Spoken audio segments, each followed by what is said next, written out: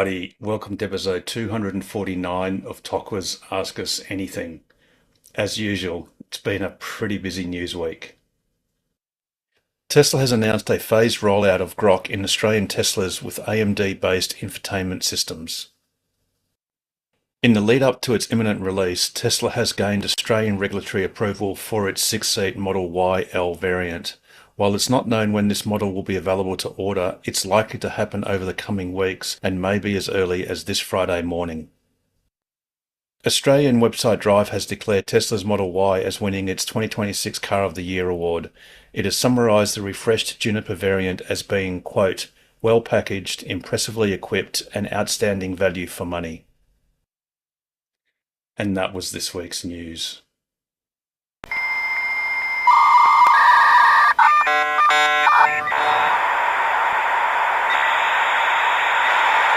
Indeed it was, and once again, welcome to the program. Alrighty, as is customary, if there is anyone who is new and is comfortable in doing so, please unmute and say hello.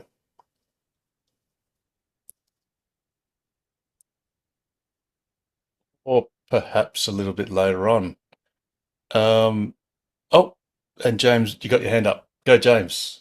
Straight away, the new one that's been announced is the bigger Model Y. Yes, the Correct? the It's not longer, it's the YL, the which long is, range one. no. So it's definitely the YL. And in fact, I'll 6 seats, bring captain seats, 6 seats. but it's got the same battery pack as the existing ones or the performance I, ones. I do think so, because I did actually look at that. I'll just get the image the of the back of the I car. In fact, I I can know do It's a it's better. bit taller, it's a bit longer, and it's 84 got two kilowatt. seats. Yeah, all right. Yeah, but Um, 84 kilowatt hours is actually pretty close to the notional, the newer Model Ys. So is it NCMA or with LFP? yeah, I well, don't know. that's a good question.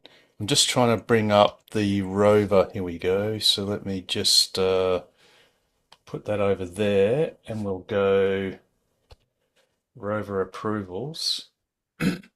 Okay, so we'll just do a screen share of that.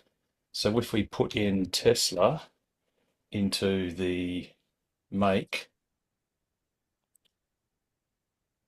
if this computer will actually do its thing.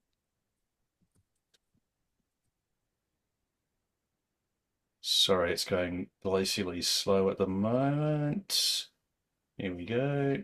That one. Okay, if we filter for Tesla, then you'll see there's two models. Of course, if there were three models, I'd be rather excited, but it's going to be two, and that's namely the Model 3 and the Model Y.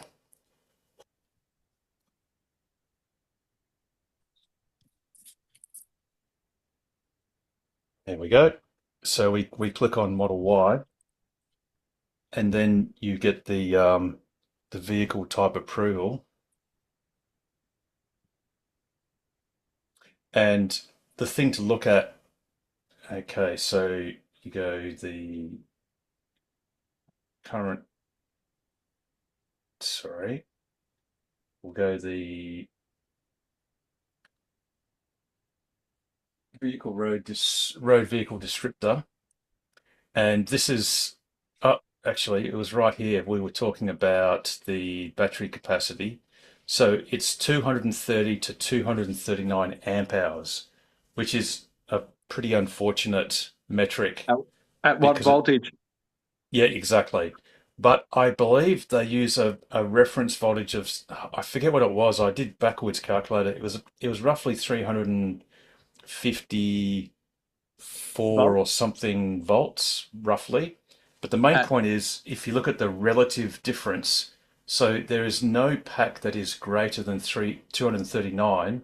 But if we scroll down to some of the older variants, this is the older variant, like the current model, non-YL, and it's 239 amp hours. Now, obviously, it could be, oh, and we'll just look at the two images too. So, so so clearly, 350. Yeah. it's roughly 350-ish volts. So so you can actually see this has been a photo taken, well, somewhere in Australia. And by the way, when you look at the Chinese version of the Model Y L, there are actually, what this is missing is the aero cover. So even though there are possibly aero segments that have been already fitted or are pre-fitted, the actual aero cover is missing, which goes over all of these spokes, or the in-between bits of the spokes, and the center hub, of course. Um, but this is definitely the Model Y L, because they have this stylized multiple Ys, which is the longer, literally the longer body version. And in fact, if you look at a standard Model Y, this door gap actually ends up about halfway along this wheel arch on a standard Model Y, but on the L, it's gone a fair bit forward of that center point. So it is definitely the Model Y L. That's the six-seater with the captain seats in the center row, so that you can, and there's a gap between the two seats, and they've got movable armrests, so you can get to the third row, which have two seats. But I guess the thing to note on the capacity, oh, now something we do know is that the range will be the range of the Model Y L is effectively identical to the range of the Model Y all-wheel drive, the long range, the newest long range Model Ys, which is 82 or 80 whatever ish kilowatt hours maximum capacity, which then you have a buffer. And I had forgotten to work out the price, but it's not that much different to a standard long range Model Y. It's a few $1,000s. It's you can just work it out from percentages on the Chinese website price. I just And did 300, yep, go on. 354 volts at 239 amp hours is 84,600. So Yep, 84.6 kilowatt. something like that. It's and the thing too is, if you look at the actual, this is the Model Y L. That's the back part, and the front is identical to a standard Model Y, and the windscreen's identical. It's just that the back of the roof is more of a gentle slope. The thing is, the aerodynamics would be functionally identical to the standard Model Y. So it's actually quite plausible that the battery pack, in order to get the same range, the battery pack doesn't really have to grow in size, probably at all. Is there a weight spec? Yes, it did grow. It did grow a few kilos. I Yeah. think it might have grown 80 kilos. But again, weight is not a large factor in efficiency in EVs, because when you're doing this, bearing in mind that the actual WLTP range, so the WLTP range of the current long range Model Y is 600 kilometers. The CTC range was different, but as a relative metric, in China, the CLTC for the standard Model Y long range is 750 kilometers, and the Model Y L is 751 kilometers. So, like I said, it's certain that the YL in Australia will have a WLTP range of 600. Of course, you cannot get 600 kilometers in a Model Y, on the long range Model Y, on the open road, but you certainly can, driving on, tarmac freeway at 80, 90 k's an hour in traffic on smooth road. So, yeah, so there you go. And the reason why I said it could be as early as Friday is, in the past few releases, Tesla has had a habit of releasing a new model on their website on a Friday morning. It's usually about 11 o'clock Eastern Standard Time, or Eastern Time. So for us, that's roughly 8 o'clock, and that's sort of happened, give or take, the last few new model releases that have come out. So for anyone interested in that car, which is going to be the de facto replacement of the soon to be deprecated Model X. Does everything fold down flat, Harold, like the current one? So, like, does it give you much more room in the back than the current Model Y if you were to, like, want to sleep in there and stuff? Yes, It does. everything folds down. It does fold down, but the one Flat. issue is you've got the gap on the middle row. So you'd have to improvise something or buy something that fills that gap. There's an L-shaped, I suppose, a shelf that you can hang off the headrests of the front seats, and the bottom of the horizontal part of that L shape is Velcro that Velcros onto the back of the folded down seats, and that nicely fills in that gap. You can get those for like $30-40. Yeah. So Damo, it's not a native. It doesn't come with a native sort of means of automatically filling that gap. But I mean, that could also be useful because that gap could represent a means of dealing with long objects or, well, whatever. It's a void. It's funny, in a parallel universe, as I was thinking to myself, I thought it'd be good to take that for a rather long road trip, and you could probably stash a fridge or something in between that gap, which could be useful. But we'll see. But Great yeah, so you camping certainly car. can. Sorry? Be a great camping car. Yes, because it's longer. Yes. Yep, absolutely. I And the wonder great, if they're gonna go on. have the backward like V to G like the Performance. It's one thing it probably will. Although the only thing we don't know yet is, have any Chinese built Model Ys got V to G or V to L, sorry. No, it's Um, only the Berlin one, I guess. yeah, although it's plausible that Tesla, see, the ability of the car to do V to L or ultimately V to G. So vehicle to load is just Yeah. putting out 240 volts uh, to an outlet and then consuming it locally. But of course, that could always become vehicle to grid or vehicle to house via a Tesla wall connector, and possibly a Powerwall, depending, or an enhanced wall connector with you need a a meter, a power meter that basically sits at the interface of your grid to the house, so it can make sure that the car isn't emitting anything out of the house, just for use by the house. So you need like a gateway, basically. And I think that's what the Cybertruck has been using in the States. You buy their gateway, and then that allows you to do vehicle to home and home backup. Because when there's no power, you need the gateway to disconnect the grid.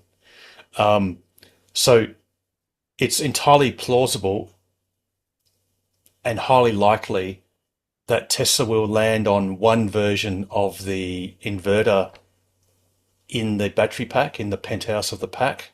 And if they've now decided to go to vehicle to load ability, and the difference is, on our current cars, or our old cars, let's call it, one of the stages of the inverter to basically generate the DC out of the AC coming into the car, the thing that blocked it from going in the opposite direction was the fact that one of the mid stages, they were using diodes instead of transistors. Diodes move energy one direction, transistors can switch them both directions. So that's the main difference. it's probably all but certain that Tesla has probably upgraded all the battery inverters or charging inverters in the penthouse of the battery packs to have that ability.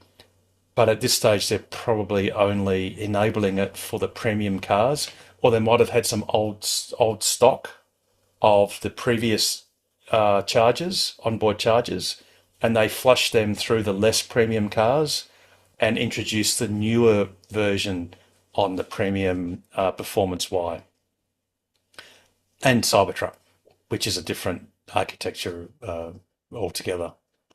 Yeah, so Harold, Cybertruck aside, the Chinese Model Ls are the only one that's got it enabled in the software. So that kind of Yep. points to what you were saying, that most likely the current run in China is using a newer part. Yes. However, they've only enabled it for the Chinese model. But it'd be Yep. very rare that it'd be stopping and putting different bits in, because we know that they don't like to do that. That's right. So, and one example of them running out product was with the Model Y Juniper, let's call it the new Model Y launch edition, had the previous generation battery packs with the 78 kilowatt hour maximum battery capacity, which ended up after you delete the buffer was roughly 74 kilowatt hour usable, and they had them for the launch edition refreshed body shape, and then after that was flushed out, they implemented it with the standard Junipers, which became the longer range ones, which came out a few months later. So Tesla do often deplete their old stock on a previous version of the same model and bring in the new innovations on some of their newer versions, such as the YL. So look, it'll probably be the case that sometime later this year, Tesla will just announce that you can have vehicle to load using their modified UMC plug. What's a socket actually? Becomes a socket.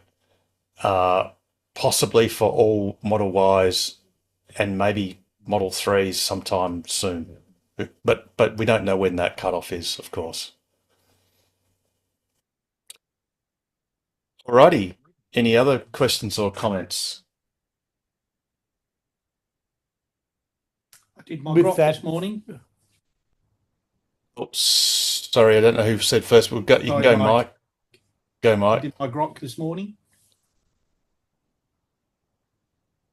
Did You you, mean- try Grok, Mike? How did you go with it? So did you download Grok? Did Yeah, you get a it software came on update, my- Mike? Came on this morning. Yeah. Well, actually, during the middle of the night, I was awake.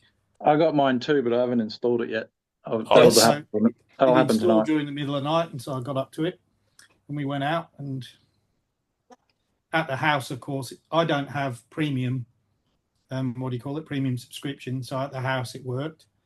And then I just patched my iPhone's hotspot on, and it worked again. I cannot believe I've got access to 4 cars and not one of them has had an update, and they've all got Wow. the AMD Ryzen processor. I was Well, going to say, both so our cars Harold- got it. So I'm I've just got- not pretty enough. No, I've got Obviously. access to 8 cars, and 2 of them are rented out, and one of the 2 that are rented out had it. Sorry, and I'm not getting it back till Friday night. So You shouldn't have moved your performance on, Harold, because that's the same as mine. It's got it. Or it's, No, my old performance. that's what I Oh got. yeah, no, that did have. Yeah, right. Mine's Oh, I'm sure virtually- I'm sure someone's enjoying the foibles of my performance, but at least I got Grok, hey, so that's all Hey. good. Hey, Harold, you shouldn't have moved on your 2022 Model Y either, because that's the one Yeah. of my cars that's got it. So both of those cars would have got it. I was going to say the irony. My wife, we both. Well, I don't have it because I got a 3. But she got it on a Y, and she's like, "I'm not using it." It's just like, It's going to be handy. I want to try it tomorrow. I'm just going to ask it, like, where can I go for coffee on my way, like, sort of thing, and see if it reroutes Yeah. me. No, it worked pretty well because you might know I'm in Karen up here, and I said, because I've got a Model 3 that really doesn't go anywhere, and so I said, "Where's the nearest Bunnings?" And it correctly pointed them out to me, and it gave me the whole list actually, which said, "Here's the closest one. Here's the next one." And I would have let it go on and said, "Yeah, righto, thanks." I said, "Do you want me to navigate?" I said, "No, thanks. I'm just testing." So it all works as advertised. So what's his face in the UK?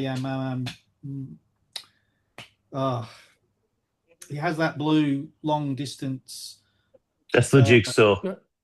Tesla called Miles. What's his name? Tesla Nigel, Jigsaw, was it? isn't it? No. Nigel and Jen. I know the guy. You're talking about the guy that goes up and down the beach, or the rocky one? No. He has he's a used car. Well, yeah. Anyway, he's some a- some so- some That sounds English gentleman. Yeah.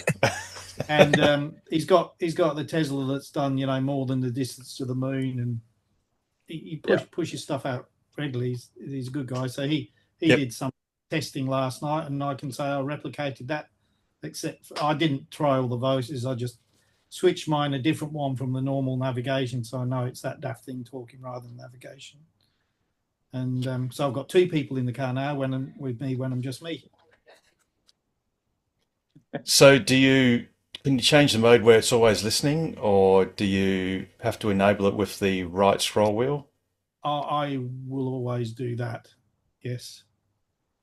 From So my you've just got to, understanding, when you just got to press watch, 'cause, call, it, the old long press for voice activation, it's a bit of a shorter press now, and then a longer long press. So remember, But I've got the 22, and it might be different in you guys' newer cars. I don't know. pretty sure it opens up a link between you and the server, so it's live. Yeah, It's but not that just connected to your right. car. It's not local. It's No. Oh, it's- yes, exactly. It's offloaded. Yeah. Yeah.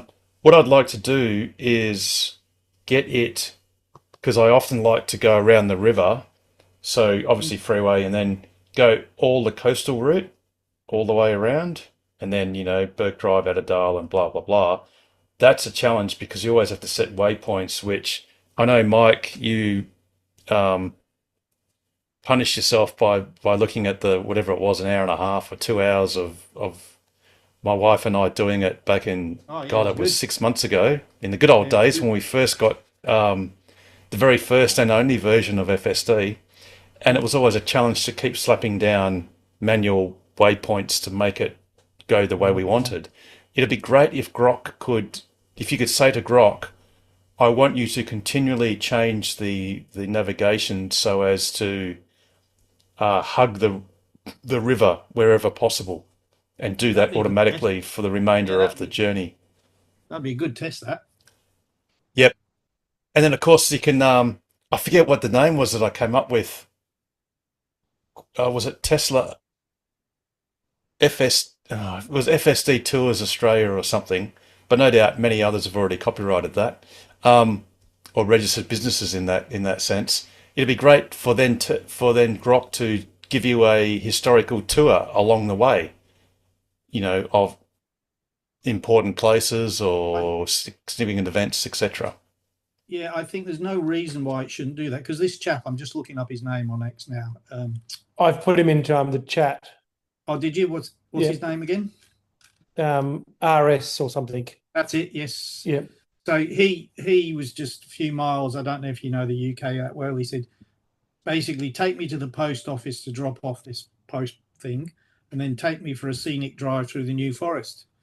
And he was mucking around with it, going the wrong way, and seeing what it did and all that sort of stuff. So I suspect it's no problem, Harold, on doing what you suggested. I mean, Depends how good your car is, because mine's a 22 and it's got superior things like summon and stuff, which yours don't. So SM has said in the chat that it appears to only be hardware 3 cars that are getting Grok. Hardware 4 will be the end of the week. With the Intel chip. I mean, not Intel, AMD. AMD, chip, yes. yeah. So that's right. What is it, 2022 onwards, roughly? So I've just put a post in because I've got the update for both of mine. Model 3 and a Model Y have both got the update installing now. They came in this morning. They're both hardware 3s. And they both have Grok. They are getting it right now as we speak. Yeah, cool. It's grokking in. Yeah, so that's a good thing to have. I think my wife will actually find it more useful than me, because she's always going places she can't remember. Could I ask a separate question, or should we continue on the Grok for a few minutes? If you just keep this Grok theme up just for a little bit. Yep. Of course, there have been videos in the States many weeks ago whereby you can continually change your destination. So I think it was Omar, aka Holmar's catalog, that was basically talking to Grok, going, I want to go to XYZ place. Oh, I'm on the way. I want to get a burger, and I want to get, what was it? He wanted to get some beers or something, and then he goes something about, oh, if I drink too much, I'm going to get a headache, so I need to go to a pharmacy and a drugstore and get Tylenol or whatever. Oh, actually, I've changed my mind. And it was kind of, I mean, if this is a human, you'd get really annoyed and you go, would you just please make up your mind what you want to do? But Grok very patiently and on the fly just continually kept on changing the waypoints to do what he wanted, and didn't get stroppy when he kept on changing his mind. So I didn't ask him, did he need a sock? No socks were suggested, or a request for the procurement of any socks were made. Only some of us remember that advert. Yes, look, Grok's going to be great, but then just imagine all the gigawatt hours of energy being wasted by people just trying to think of something to say to Grok, just because they're bored. But hey, this is the start of the singularity, and soon we'll just be plugged into AI 24/7 because we can. It'd be interesting to see how much data it uses, though. Yes. If you link in through Starlink or something like that. Yes. Well, I'll be linking in through my phone, so I'll know. The thing, though, is most of it will be, the only bit that's arduous, the most amount of data will be the voice, but that can be crushed down to not very much. It's not in voice quality. So it's really, I don't know, dozens of kilobits per second or something like that as the uplink for the voice packets. And then Grok's responses will be done. I'm sure the audio would be done on device. Yeah, I was just thinking that. I think the audio voice would probably on device, and it's just actually the text part of it that comes down. It could be on device, or even if it's a WAV file or whatever streaming. Again, it's only voice quality. So, and voice you can crush down to nearly nothing. So it's probably not that much, really, to be honest. But I mean, a lot of it would be the actual processing energy required to generate the responses. That becomes quite expensive. I think it was Sam Altman, who others may call Scam Altman, that said that he really wished people would stop thanking ChatGPT for its answers, because just the act of thanking it and having it respond to the platitude was costing them tens of millions of dollars in energy. But anyway, I did read something about AI. That one bloke who is very influential in AI circles was saying that you should always thank computers and stuff, because it might get stored, and in the future you might actually get sort of, you are an anti-AI person because you're not polite to AI. And hopefully AI is gentle enough to kill us before we realise what's happened. I've read a few books on it recently, and there's quite a lot. It's interesting, very interesting how it might go. I've already started burying my sea containers with the 50mm Gatling guns in them. And all your gold bars. And, yes, with a sharp knife, so you can whittle off a few strips of gold to buy a kangaroo or something. Oh. Dearie me. All right. Okay. So Mike, you were gonna you were you're gonna Yeah, ask something unrelated to Grok. sort of. So for some reason, I've noticed lately that when you go to the navigate rectangle, it's got recents underneath it, and I sort of don't remember that before, but maybe it was there. But Yep. it's not recents at all. It's just random stuff. So I don't know if any of you guys can remember when we, as a group, went to the Camden. It keeps putting the Camden as one of my recents. So And there's my question recents. though is, there's a huge list of recents there.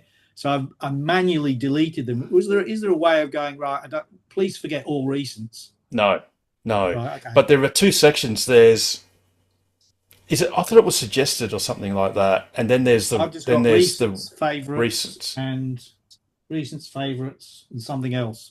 Yeah, but I think there's a history one. So there's one section that's not necessarily the most recent thing you've done, but it's sort of like a weird amalgam of what it thinks is maybe based on usage or frequency of that Yeah. same location.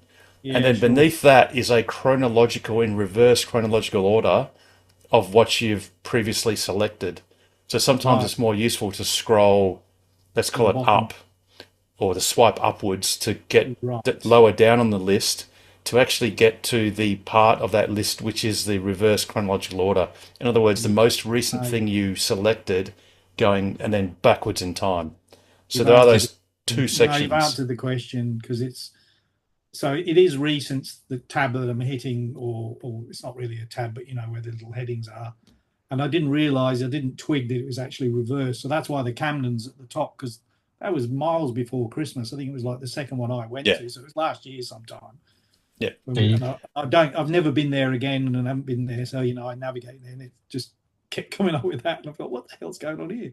But you can have it where it's today and all that sort of stuff. But it also knows by day, like where you are and what recent you sort of do. Because I actually go hiking on a Sunday with a mate, and the regular hikes, it's when I get to his house, it regularly shows the most frequent hikes that we've sort of done.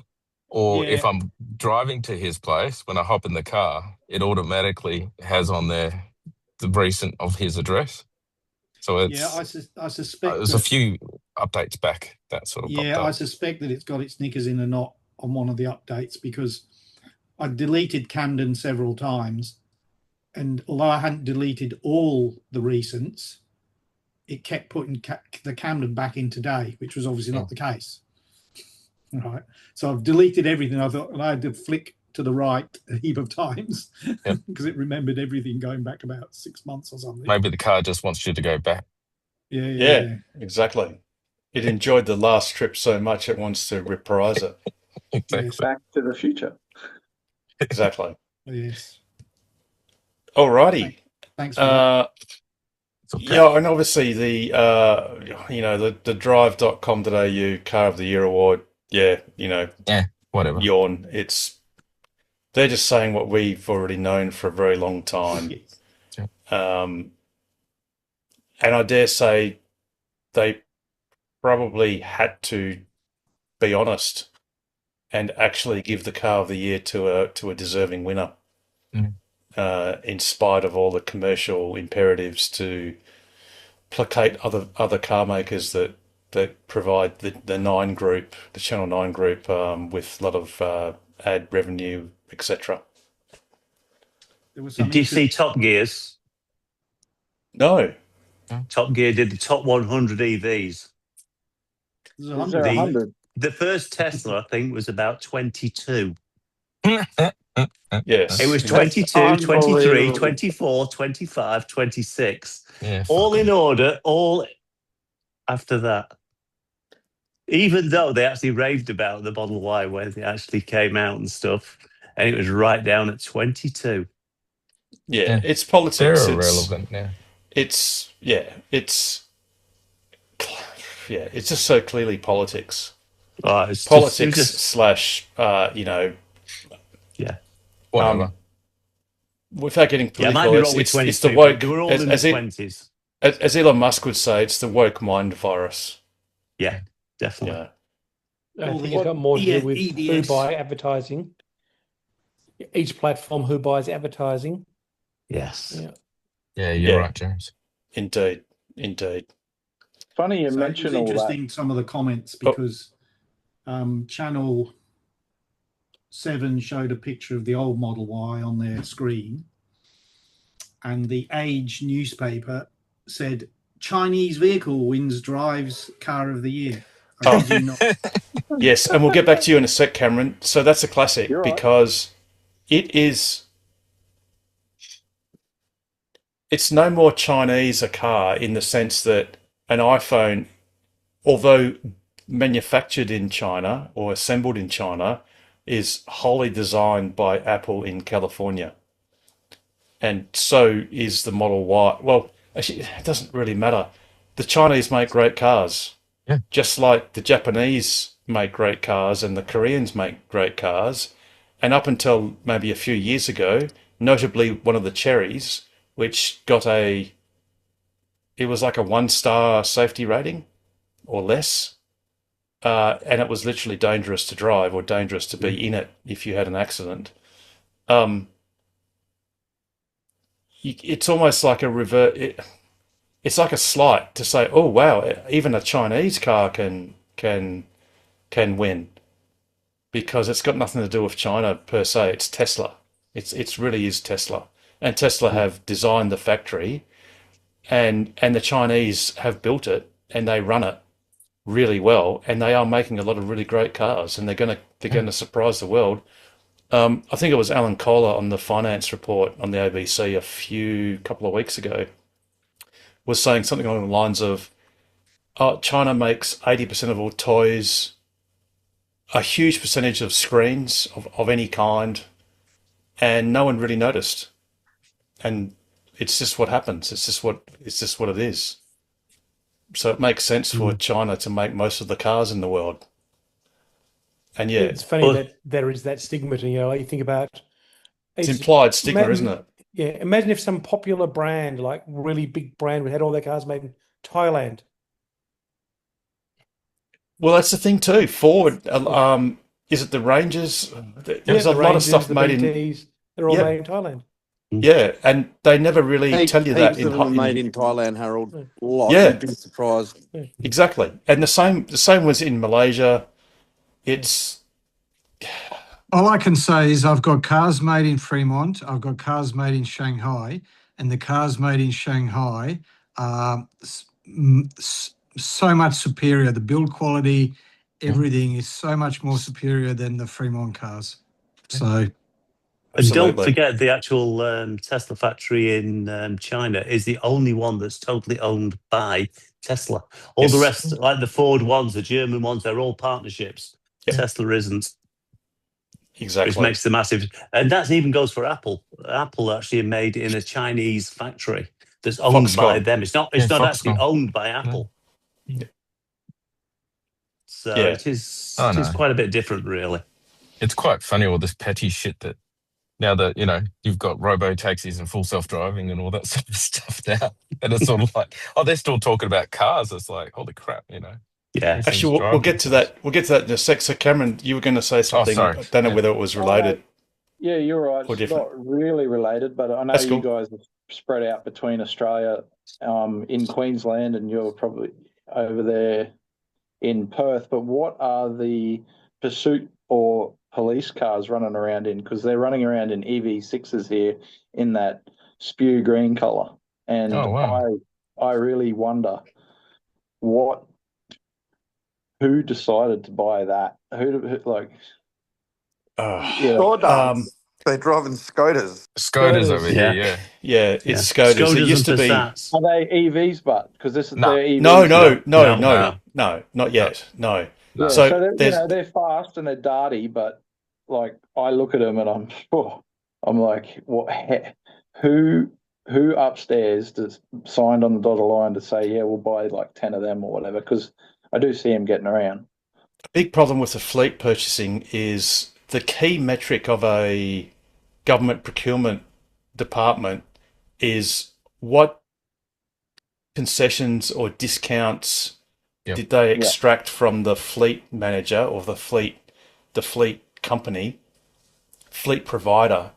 And of course, all of the legacy car manufacturers fall over themselves to do included servicing or set price servicing or discount on the retail price or the list price or wholesale price or whatever. And they sort of fudge the figures by, doing swings and roundabouts basically. Whereas Tesla is the price. We don't care whether you buy one Tesla or 1,000 Teslas. Paul? I actually know that they do in Australia for Do fleet what? discounts. To what extent? 5-6%. Oh, okay. That's Yeah. well, that's new. That's Yeah, yeah. newish to me. I think that's and look, That- good on Tesla. That's not Go on. official, but it's through something else, not the thing, but it's still through fleet. But yeah, Yep. I knew that from my old Wagga days. So, but you have to be on the list and all that sort of shit as well. And over here, they love their diesels and shit like that. But it's still fun dragging off the cop cars. And the thing too is Tesla has, a limited number of service centers, so there could be an argument. Well, if you're let's say the Queensland police force has decided to have a certain number of Kia EV. So was it 5s or 6s, Cameron? 6s, EV 6s. 6s. So, they may all be based in Brisbane or maybe along the say, let's call it the Gold Coast and Sunshine Coast or something like on that strip, and that might be that procurement. But yeah, there's wheels within wheels. Tesla is probably more difficult to make attractive on a pure KPI basis. If the KPI is the level of discount, the servicing discount, or whatever. I mean, Tesla goes, well, there's no discount on service because there's no service. And that's, you can't get a reduction on nothing. And even though we know that doesn't matter, it's not important. For someone just ticking off the KPIs, it's all about nominal percentages off something. And if you get 100, you can't have 30% off nothing. So it makes it a bit more difficult. Yeah. But And Can you imagine? with fleet as well, like government, they do there's a lot of politics and stuff goes into it. So like with the project I was involved with, they wouldn't buy Chinese because they had some attitude about Chinese cars. They would buy Tesla because they had Elon derangement syndrome. And they wouldn't, so you could buy Hyundais because they were Korean, which was fine apparently, or you could buy French cars. So the Peugeots and stuff like that were getting bought up, or Nissan or something like that. And then only after the project, and then they actually did comparisons, did they actually start buying Teslas because they realized they were a lot better vehicles. So I had a local government that bought a couple, and then of the other cars, and then they didn't like them. And then afterwards, they bought like 14 Model Ys for their fleet. So yeah, it's just. I do also see either Road Tech or that other mob that builds the roads around here running in EV6s as well, and they've got the outfit of the lights with the orange on top, and you sort of mistake them for police, but they're obviously just white, where the police you can see miles away because of their colour. They're like a fluorescent green. Thing is, Tesla's actually offered. I know in the States they do let's call it a law enforcement package. I think they were talking about amalgamating extra features into the touchscreen. Because if you see a normal patrol car, it'll have an additional screen so they can search for suspects and do license checks and all that. And they've got to basically screw on the dash a separate screen. And I know Tesla, was it Oracle? I think it was Oracle. They were offering the Cybertrucks, and they were doing like a Cybertruck law enforcement enhanced package in the States. Like unplugged performance. I think it was unplugged performance. Yeah. Well, that was for the suspension upgrades, but I thought the fitting of all the lights and some of the IT stuff, I thought that was Oracle. Maybe. Could be wrong. I don't know. Could be wrong. It's all good. But look, Tesla's got a lot of scope to offer features that could Bring be. our damn Cybertrucks, man. Bring them here. Well, the new cheap version, the long range dual motor, like I don't know, for next 10 days. You hear about that? Yeah, Yes, that went it's off, it's man. the end of the month, Sold so out, it's apparently. it's in. Sold No, out. it's not sold out, Damo. It's still going until the end of the month, but Wasn't the it delivery Joe Techline time. or someone said sold out, or Herbert or No, someone? no, no, no. No. So the delivery time has blown out from, it was originally Okay. slated as June, and now if you order it now or look now, it says September, which is great. The only thing there is clearly the Cybertruck is being built on, and I think Tesla's actually said this. They are running one shift per week, bearing in mind that a shift is 40 hours. So they're running that factory for 40 hours a week out of I think 144. So they're at less than 30% line capacity.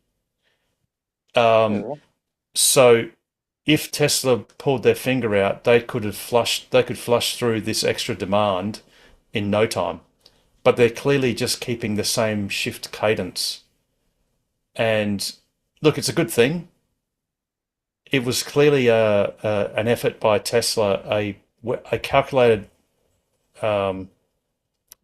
risk by Tesla to do some price discovery, to see what the demand is at a much lower price level, bearing in mind it was $20,000 less, and that it'd be lucky if Tesla could have extracted even $7,000 out of that 20. So they're definitely reducing their margins by a lot.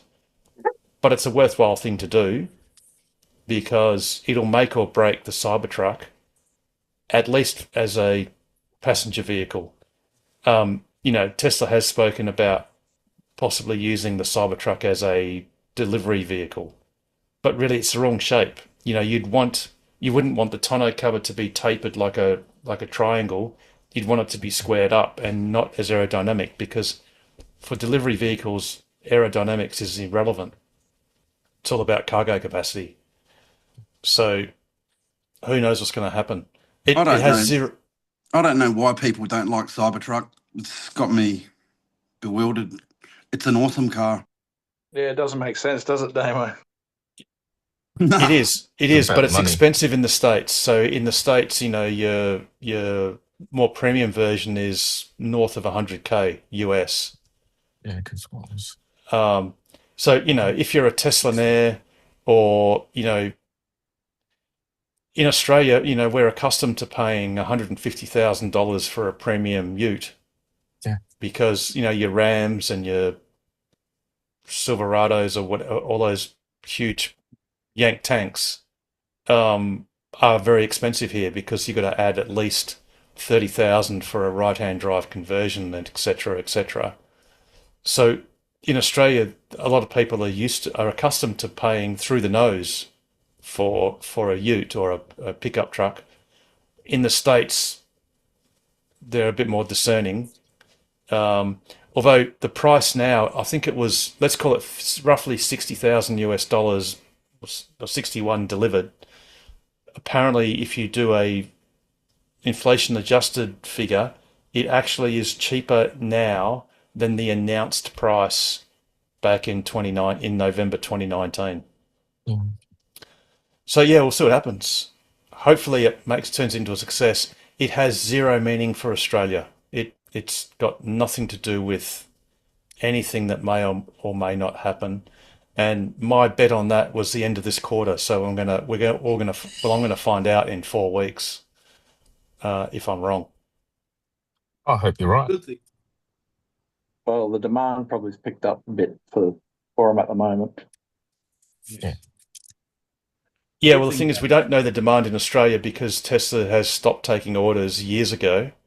And the only indication they have now is if you go to Tesla's website in Australia, all it says is find out more or something. And all that is collecting an email address. That's pretty meaningless to Tesla.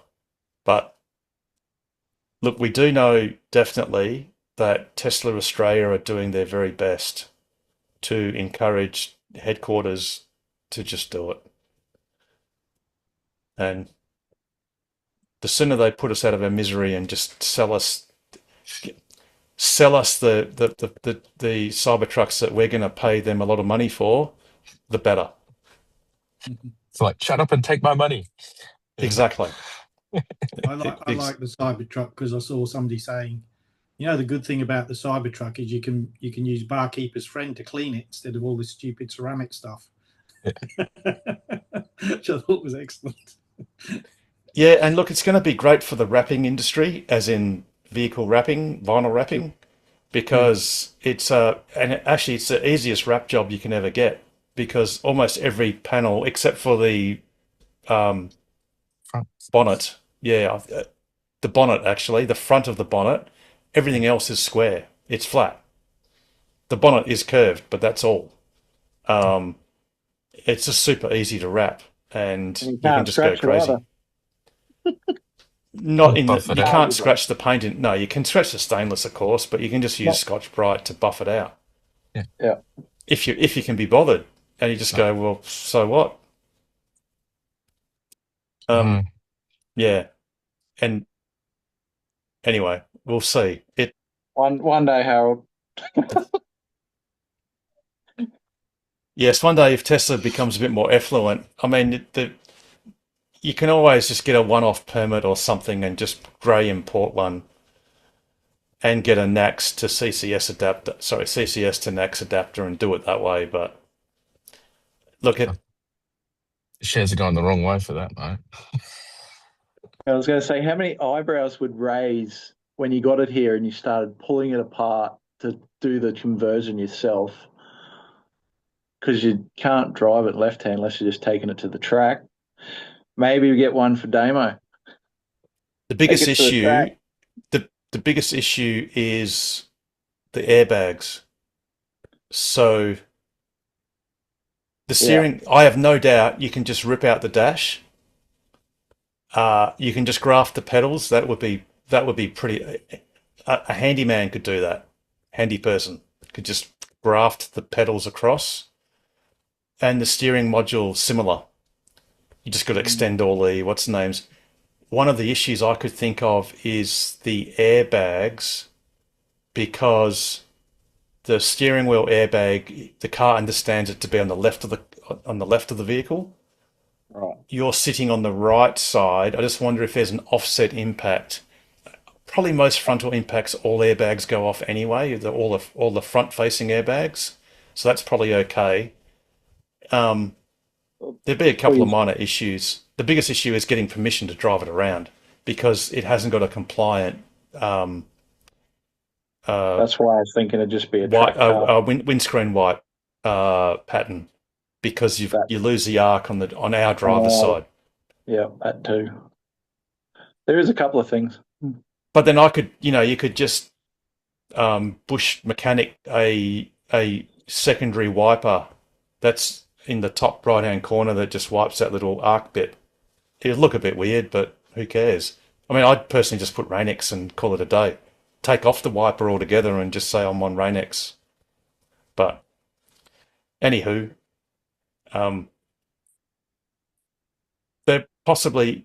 there's better than 50% chance that the Cybertruck will come to Australia, and we would have forgotten all the palaver that we dribbled in the 7 years since it was announced in 2019. Really, that? Yeah. November 2019, just before COVID. Yes. Before the hard times. Yeah, it was too. Yeah. Yep. And I remember catching a virus. I don't know what it was, but I was sick as a dog the week after I got back from LA. Absolutely sick as a dog. But it was worth it. Nice. And a shout out to, I'm sure actually Robert Rosenblum from Talking Tesla would probably have to give me a shout out, because I got him in as my +1, which was an unexpected bonus for the Talking Tesla guys to the reveal. But anyway, enough of that bragging. I'm probably doomed to never drive one. Alrighty. Any other questions or comments? I've got a comment. I've been, since I'm off, I've been keeping a track of the robotracker.com, that thing, and just watching steadily the robo taxis tick up. They're almost at 400 now. So you mean, is it Brandon's website? I think so. Who just got a job? Who just got a job Yeah, with yeah, Tesla? he just got a job with Tesla. How do you stop the robo tracker website? give him Just a hire job. the guy. But I did And see it tick up a couple of cars after that was announced, so I'm hoping it'll keep going. yeah, Pretty so funny. and there's a lot of intensive belly button contemplating going. Yes. You really want to see the velocity of the cars increasing to Yes. know that it's happening. And of course, we all know it's got nothing to do with Cybercab. So, oh, by the way, another piece of news that was released earlier today, was that Joe Tetmeyer got a personal tour of the Robotaxi Cybercab. factory. Sorry, Cybercab. Yeah, thanks, Paul. That's all right. Cybercab's the purpose-built two-seater Cybercab. Robotaxi just means a generic term for any of Tesla's autonomous vehicles, either the Model Y at the moment or the or the Cybercab. So Joe Tetmeyer got a personal tour of the Cybercab production line, and it sounds like he was probably told you can effectively say whatever you saw. So he did. And he said that he saw hundreds. And what was interesting, he said he saw hundreds of Cybercabs in the factory. He didn't say being built. So they were either built and kept indoors, which is possible, or just at various states of assembly. And he actually described, just a little bit of background information, he described that the Cybercab is built in 5 pieces. There's a front, a rear, a bottom, which is your battery pack, the top, front, rear. Front, rear, bottom, and the 2 sides. Sorry, yeah, thanks, Cameron. Yeah, front, rear, bottom, and the 2 sides. And they're done in the unboxed. The whole thing's unboxed. That's all been implemented. So they get put together with temporary fixings and glue bonding in a jig, which has sub-millimeter tolerances. And of course, the first few, in a few days ago, Joe Tetmeyer showed 3 built Cybercabs without mirrors or steering wheels or anything like that. But they were due to be crash tested at Tesla's Austin crash testing facility next to the factory. So there's no doubt that Tesla can spool up Cybercabs.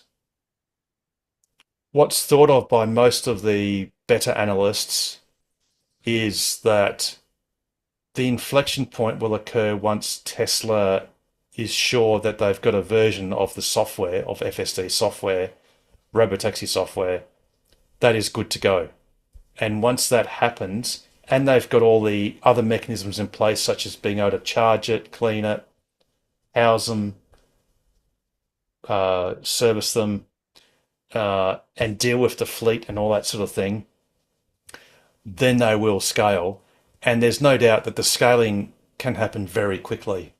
They can very quickly produce thousands of vehicles, whether it's Model Y or Cybercab. At the moment, I think the wrinkle is they can't yet produce more than 2,400 Cybercabs until the NHTSA regulation changes to what was proposed to be 90,000 limit per annum. But apparently NHTSA can, even if that limit isn't raised, they can at their own discretion choose to waiver that limit in a certain circumstance. So Tesla could apply to NHTSA and go, can we have a waiver for this limit? And NHTSA could decide to say yes. And of course, if you listen to people like Joe Bhakdi and others, once you get about 2,000 full-time robotaxis, regardless of what type it is, you're then going to, on an annualized basis, produce about 5% of Tesla's cash flow just on 2,000. And it was between, about 2,000 cars. And then that will be the point at which analysts will be forced, as a forcing function, to admit that they need to model this. And when they say, well, if it's 2,000 will produce 5% increase in operating cash flow, then 20,000 will do 50%. And then that's when everything just goes really well for long-term shareholders. But, and Joe Tetmeyer basically said he knows that they're going to have startup production in April, because he says if they're effectively building them now, which is true, but as he self-described, he claims he saw 200 Cybercabs in the factory. And yeah, that's a great thing to look forward to see them come out and be used, and all the others behind them. One was spotted, I think, today in San Francisco, was it? Driving around, no one in it. The mirrorless version, no steering wheel. Oh, really? In San Fran? Wow. Okay. I know it's Palo Alto. I got Austin, Bay, Alaska, Boston, Buffalo, Chicago. Driverless? All Cybercabs. So did you say Alaska? Yep. One in Alaska. It was on the 24th of Jan. And it's even got its rego plate, 6EH848. Very good. That would be Fairbanks, I presume, or Anchorage, probably. That was the winter testing, I think. Yeah, that's what it was. Yep. Yeah, indeed. Very good. All right. Any other questions or comments? He's only got the one tunnel from the factory that goes across the road for the Cybertrucks, or is there more tunnels? No, there's just the one. So that's where the Wise and Cybertruck go to the logistics or the staging car park, which is on the other side of the highway, freeway, whatever. Didn't see them using that tunnel for ages. It's like they've just started using it again, eh, Harold? Oh, look, it might just be what the drone people have taken footage of or whatever. It's just, it just depends. I'm surprised they didn't make like an underground test track or just a big long hole to stash 500 Cybercabs in so they all come out at the same time. Well, what I would love to have had a follow-up question of Joe Tetmeyer was the 200 you're referring to built or in progress? Yeah, and they're not just stashing them, so they all leave at the same time.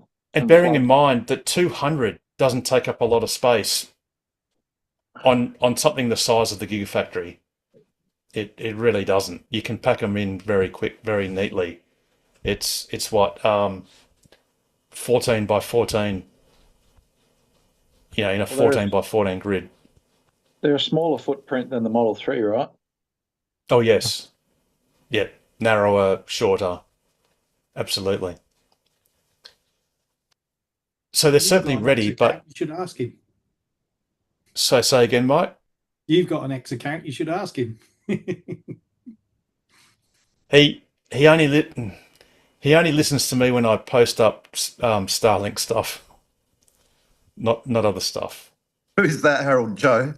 No, Elon. Oh, sorry, Mike. I thought you meant Elon. Oh, Joe. Yeah, I've never spoken to Joe, but Anyway. Yeah, but look. Hopefully that'll come out. Maybe Joe will put it out in a video.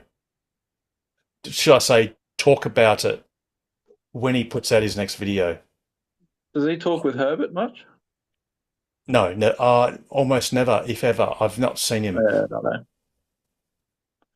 Surprised not more people get on Herbert's show.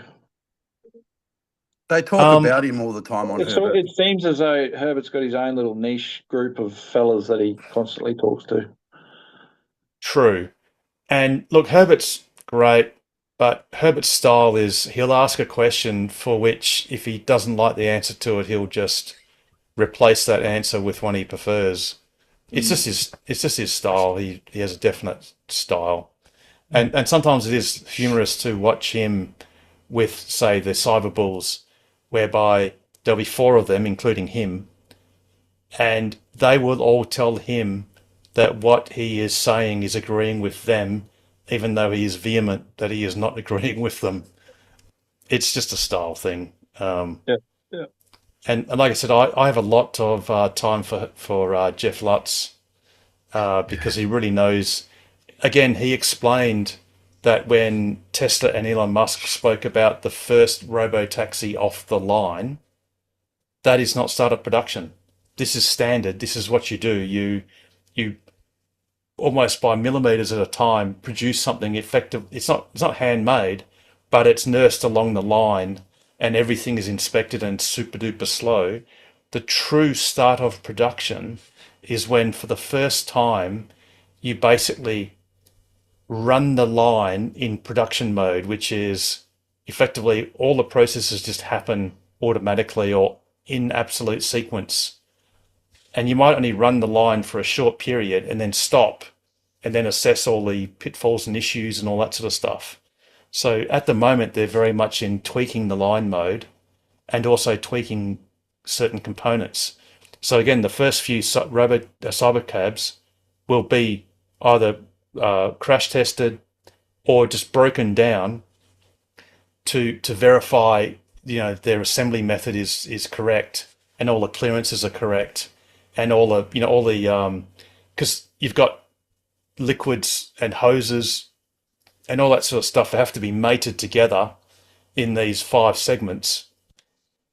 And they're doing new technology basically, but they've got to verify all of this stuff is correct. You don't want to find out, 5,000 cybercabs down the road that, well, there was a problem with XYZ, whatever jig they've got, and everything's not quite as accurate as it should be.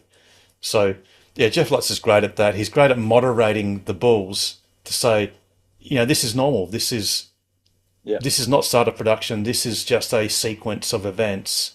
And the same thing is he had some sage advice about the Cybertruck. He goes, you can have, and I forget the term, it was obsolescence. There was something where one theory was maybe Tesla, for the Cybertrucks being the discounted price, they want to flush through components that they haven't used as many of as they expected, so as to comply with contracts they entered in with all the suppliers. Because obviously, as we understood it for many quarters of earnings calls, that Tesla anticipated that they said there were 2 million reservations, and they anticipated they would try their very best to ramp Cybertruck to 250,000 units per annum. Well, they haven't done a quarter of that ever over the last 2 annums. So, it's good sometimes to get some moderating. It's good to be bullish, but it's also good to be realistic as a shareholder.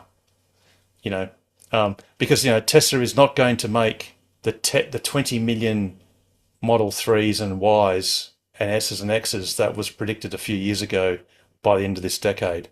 They may still make 20 million vehicles, but they're mostly they're almost certain to be cybercabs, not other things, if that comes to be. But, in the next 4 years, which really is not a lot of time. Alrighty. Anything else at the 2/3 mark of the program? Or do we get an early night? I did see a thing on a rumor that they were starting to sort stuff out in Germany for the Tesla Semi.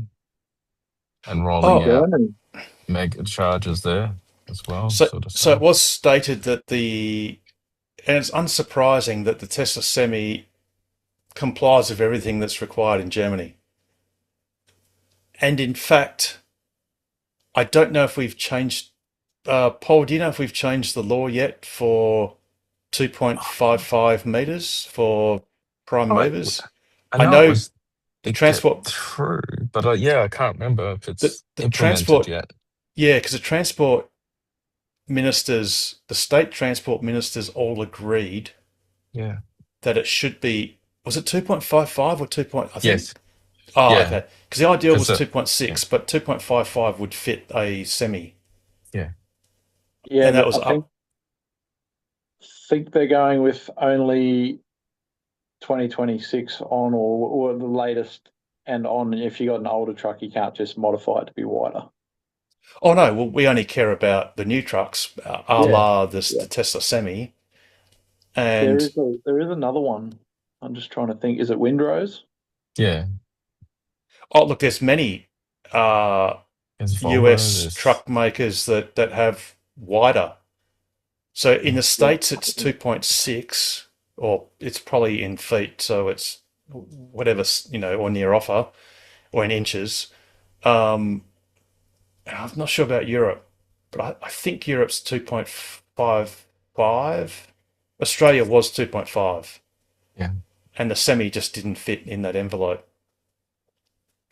So that's something that's happening. Oh, also, I don't have the website handy, well, not to hand easily, but the National Transportation Commission has announced that back in November, an agreement was made to commence trials of autonomous vehicles in limited locations in Australia, starting in 2027, ahead of each state government implementing enabling legislation to have universal usage of autonomous vehicles thereafter. So I guess what it does is it sets the minimum time for, let's call it robo-taxis in Australia or autonomous vehicles to be, well, the next 10 months, or no less than the next 10 months. So that's also an incremental improvement. But getting back to Semi, yeah, in Germany, there's certainly moves. It makes sense. And yeah, there's no issue with the Semi because the steering wheel is in the center position, so you don't need to have left or right-handedness. Oh, in fact, sorry. I mean, Germany, they drive on the same side of the road as the United States. And clearly that was a targeted move by Tesla. I don't think so much for left and right-handedness, but you have that universal position where you've got equal visibility both sides, which in a truck is really important. It'd be very handy for transcontinental if you go into the UK as well. Indeed. Where you have to swap from one side to the other, where you don't have to. It's just make trucking a lot easier. Exactly. And for Australia, all we'd need to do a lap in that is a CCS to MCS adapter, which I'm sure will come. Yeah. And in fact, I'm almost certain that it will be exactly the same communications protocol, just with higher numbers. So you just need a physical adapter, not an interface. So yeah, who knows? And the Teslas. Sorry. Go, Paul. No, go, Paul. I was just going to say you get that before you get the Cybertruck. Yeah, just like in 2016, I insisted that Tesla send me my complimentary high power wall connector 5 months before I got my Model X, because at least I could hold something that was part of the car or going to be connected with the car. But yes, I will definitely go. I will fly somewhere to get a CCS to MCS adapter for sure, Paul. Did you say that they're testing the Semi in Germany or making them? No, testing. Testing. Yeah. Okay. Yeah. Do you know? I was gonna. Yeah. Because they're only making the 4680s in the States, right? At the moment, yeah. At the moment, yes. So Germany, they at the Gigafactory Berlin or Brandenburg, they'd actually built the. I don't know whether it was going to produce cells. It was certainly going to produce packs, but I think it Was going might to have produce been cells. Was going to intended produce to cells. produce cells. But because of the IRA, the Inflation Reduction Act of a few years ago, the imperative was to stop that and for Tesla to put all their focus on producing battery cells in this and battery packs in the States, where they had very generous subsidies per kilowatt hour of cells produced and packs produced. So they effectively shelved plans in Germany to build cells and packs. But I think now Tesla's reversed that, and I think they are reinvigorating that that endeavor in Germany. But unfortunately, similar to Giga Shanghai, in Germany, none of the drone operators are allowed to fly over the site. They can only skirt around it and then use things like DJI's 6x zoom and zoom in from the boundary.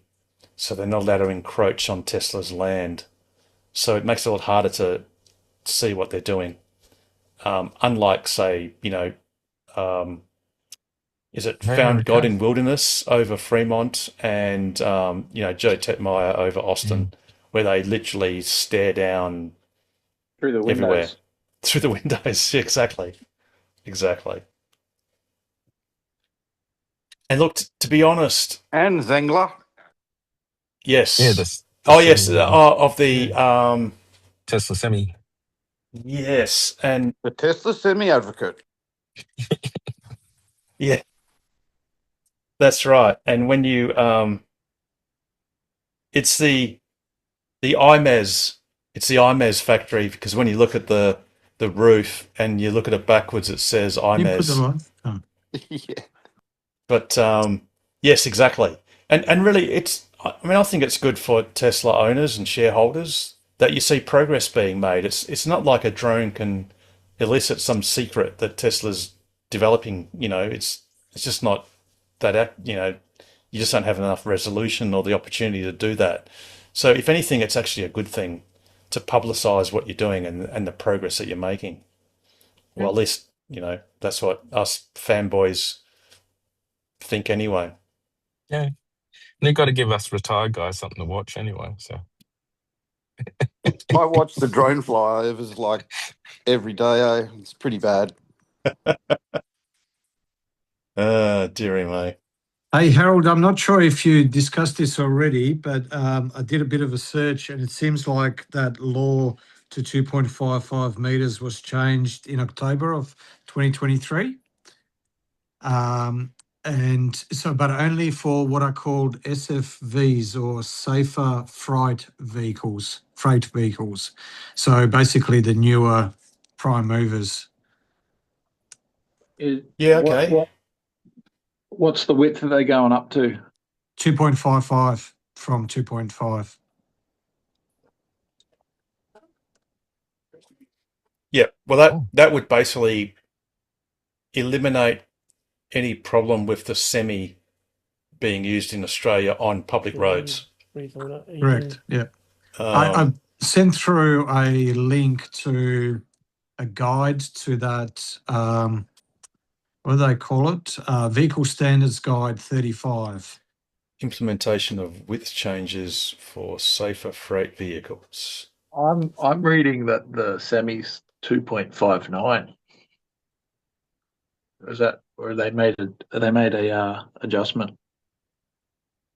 I'm not sure, to be honest.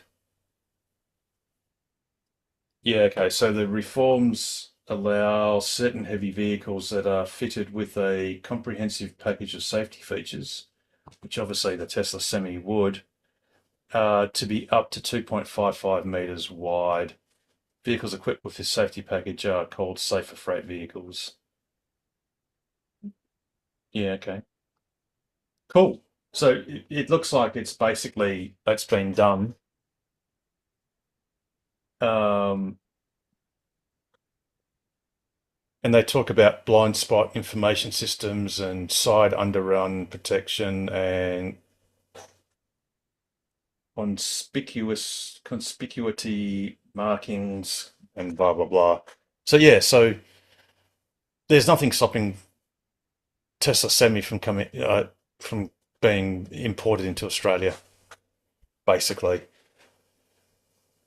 So one day on the Rover website, the federal government Department of Transport website, Tesla Semi will be approved for use in Australia in some coming years. Obviously, what we really would want to see is a second Tesla Semi factory being built in China, which would just make perfect sense. Because I think Tesla's going to be busy satiating the American market for a number of years. Harold, I'm not sure who mentioned that the Tesla Semi is at 2.59, but I just that was me. Yeah, that was Cameron.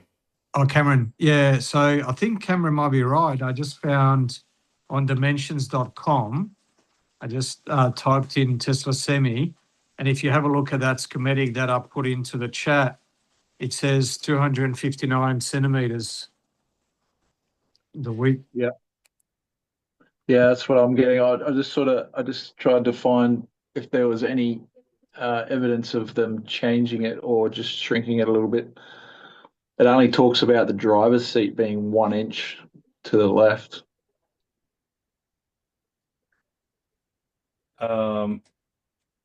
Really, that's about the only. So I guess it depends what is limiting that width. It'd have to be a new blueprint or something, or a new. Like, is it the wheel? Is it the wheel hubs? Well, it wouldn't be because they'd have to have their inset. The mirrors ain't outside of it, is it? There are no mirrors. It's not showing mirrors. It's showing little. I think these are little cameras, possibly, for your. Yeah, but this is estimated. Yeah, it does say estimated. Yeah, it does. The thing is, it's only 90 millimeters. It's 2 inches. It's not a lot. Sorry, 3 inches and a bit. So it's not a lot to have to shave off for compliance. Bearing in mind that Tesla has already restyled the Semi, the what will be the production Semi, to look more like the Juniper Model Y. Or the Model Y. I guess Cybertruck, but the Cybercab. Or Cybercab. Semis. That's right. So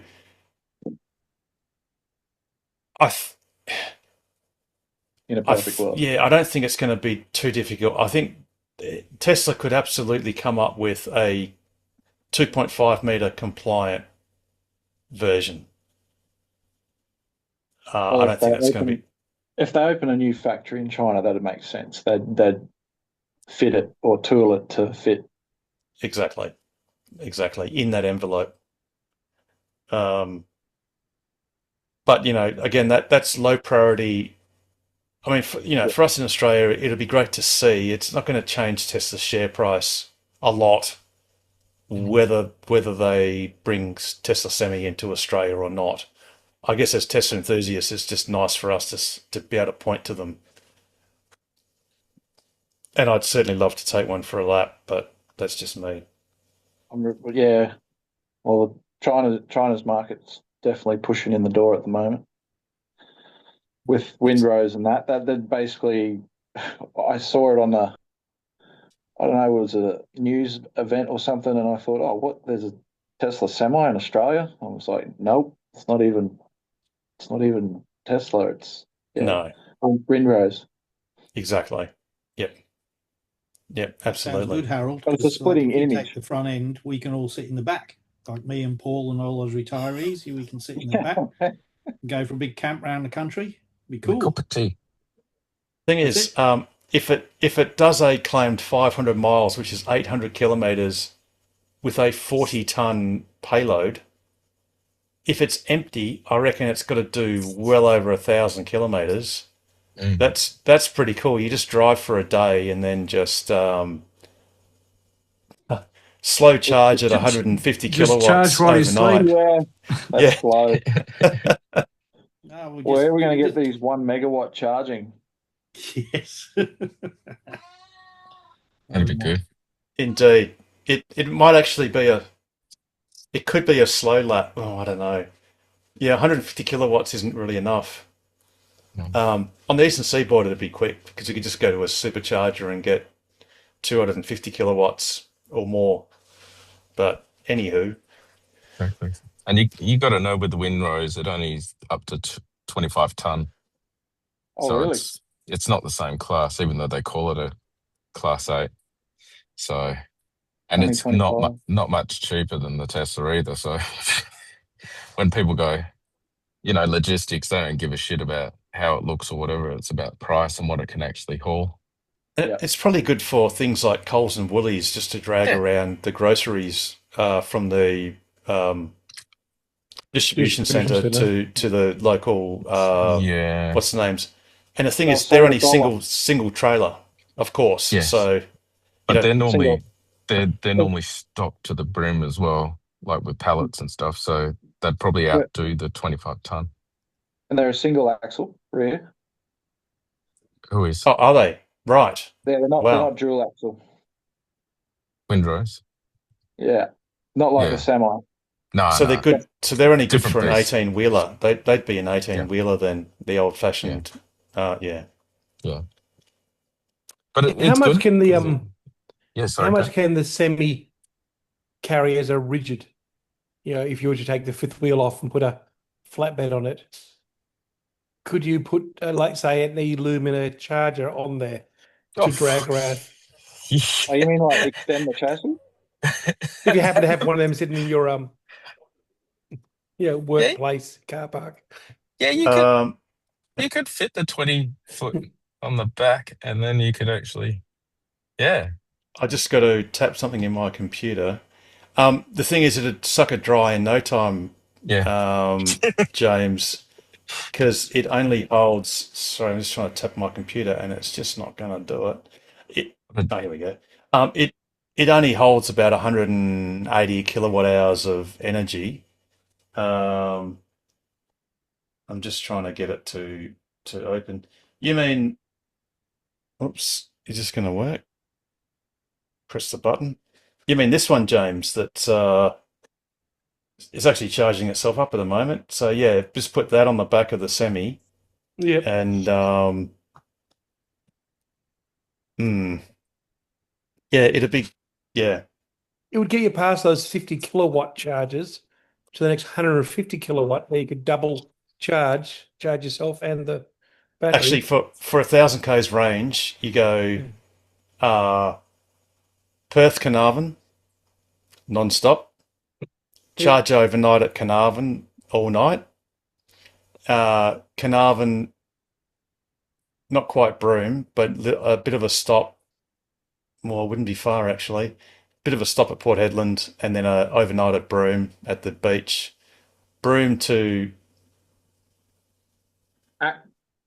Kununurra-ish. Actually, Harold, I'm just reading about the Windrose. It says it has dual inlet charging, so you could literally hog the charging stations and plug two in to get double the speed. Yeah, one's the CCS2, and the other one's the truck charging. Oh, MCS. Plug, yes. Yep. Yeah. On the opposite sides of the truck. So surprise, surprise, there's no CHAdeMO, which is what most of the bloody government-funded chargers are.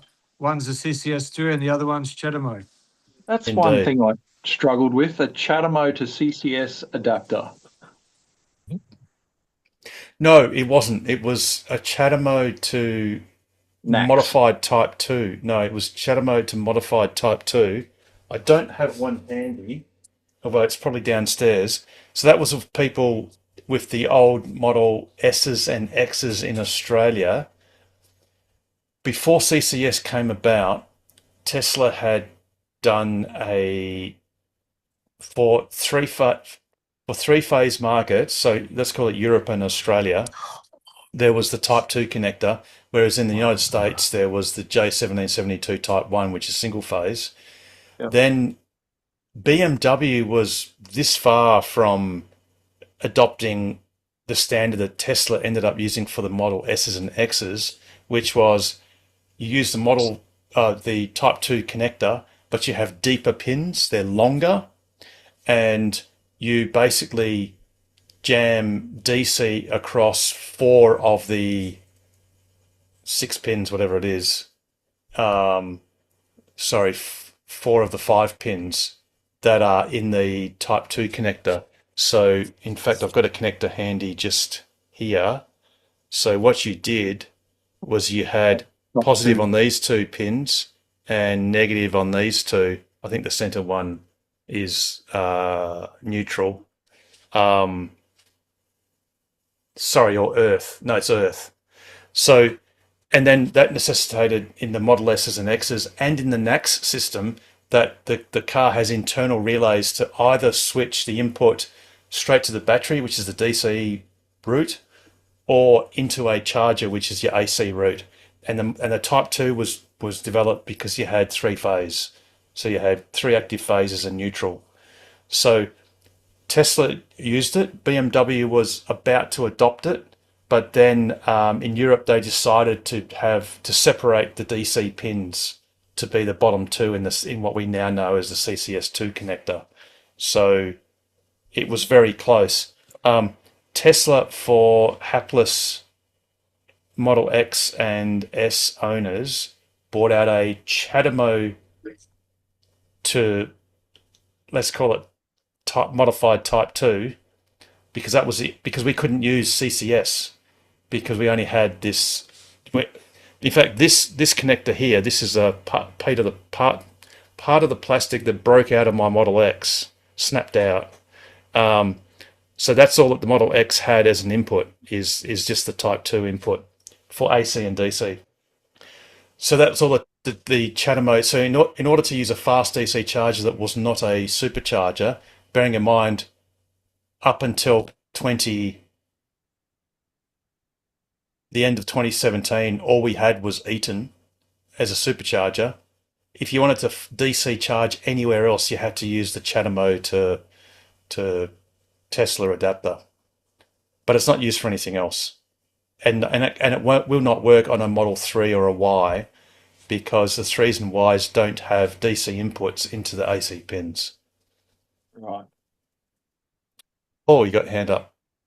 I just remembered, I saw in Germany that they're getting a 3-phase Powerwall. Yes. And I'm wondering when it's coming here. Probably the same as what it said in Germany, which was coming soon, in inverted commas. Okay. Yeah. And bearing in mind, that was promised a long time ago. That was promised in September 2019 by Tesla in LA. That was when they were still Powerwall 2s, weren't they? Yep. And they said they said, great news. This was at a Tesla Owners Club International Conference. And they said, great news. It's just around the corner. And that was 2 months before the Cybertruck, or 6 weeks before the Cybertruck reveal. So I think it was roughly September or maybe as late as early October 2019. They said we're designing it now and it'll be coming out soon.